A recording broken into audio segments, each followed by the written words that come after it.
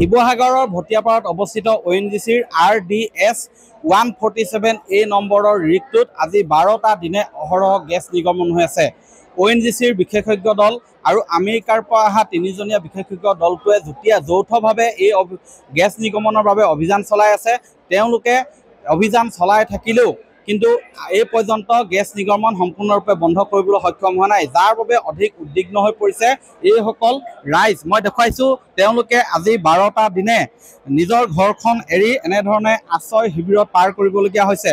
প্ৰচণ্ড ৰ'দ আৰু মাজে মাজে কোনোবা দিন হৈছে বৰষুণ, আৰু এই সকলোবিলাক অতিক্ৰমি তেওঁলোকৰ ঘৰৰ বাৰীৰ বস্তু হাঁহ কুকুৰা এৰি এনেধৰণে পাৰ কৰিবলগীয়া হৈছে। আৰু এই দুখ দুৰ্দশাত জৰ্জৰিত হৈ থকা এই ৰাইজৰ কাষত তিনিচুকীয়া জিলাৰ বাঘজানৰ পৰা একাংশ যুৱক আহিছে, যিসকলে সেই সময়ত বাঘজান কাণ্ডৰ সময়ত যথেষ্ট ভূমিকা লৈছিলে।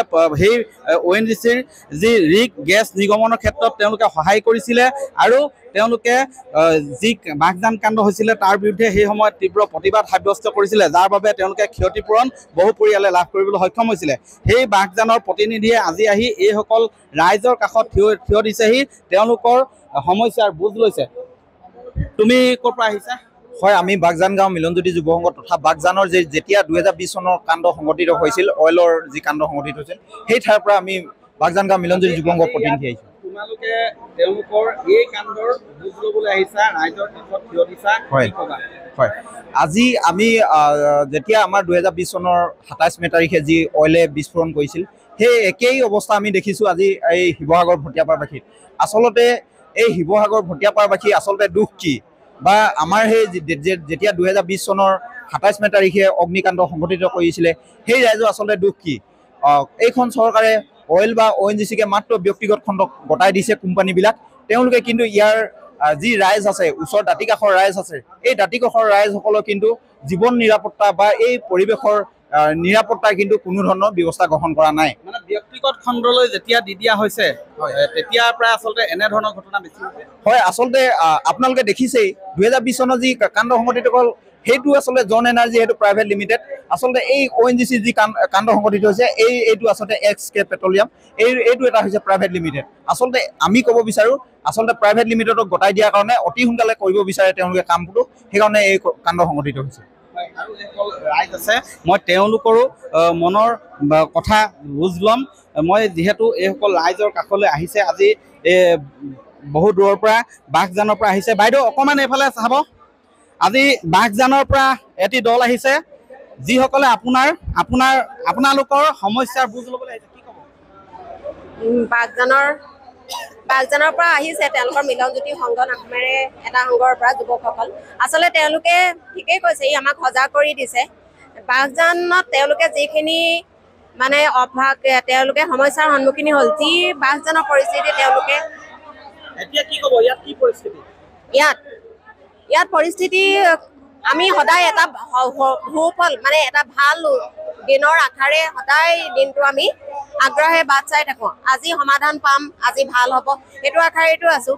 আমাৰ পৰিয়াল চেদেলি বেদেলি হৈছে, ল'ৰা ছোৱালী শিক্ষা ক্ষতি হৈছে, সিহঁতৰ স্বাস্থ্যৰ ভাবুকি আহিছে, আৰু আমাৰ ভৱিষ্যতলৈ আমি কি সমস্যা, আমাৰ স্বাস্থ্যই কিমানখিনি ভাবুকিৰ সন্মুখীন হ'ম সেইখিনি সময়েহে ক'ব, সেয়া আমি নাজানো।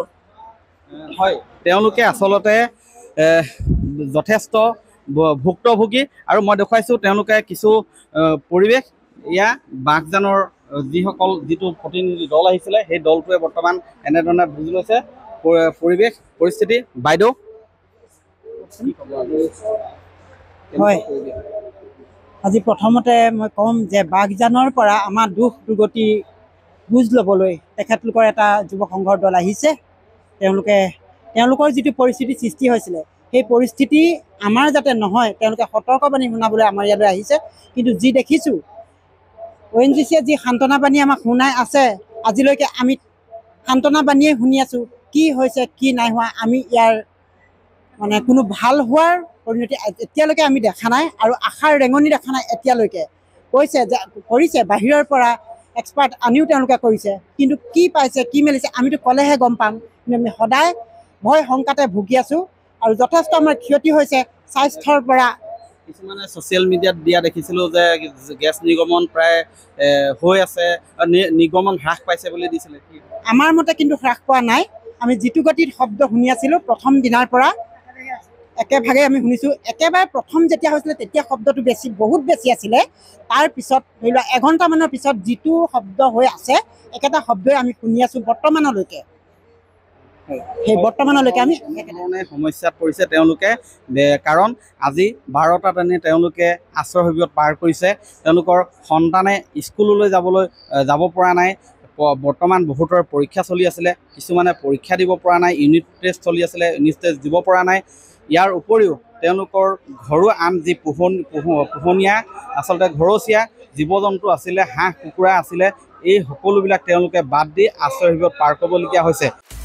আপুনি বিচৰা বাতৰি পাব কেৱল নিউজ 18 এপত। নিউজ 18 এপ ডাউনলোড কৰিবলৈ স্কেন কৰক এই QR কোড। গুগল প্লে ষ্টৰতো পাব এই নিউজ 18 এপ।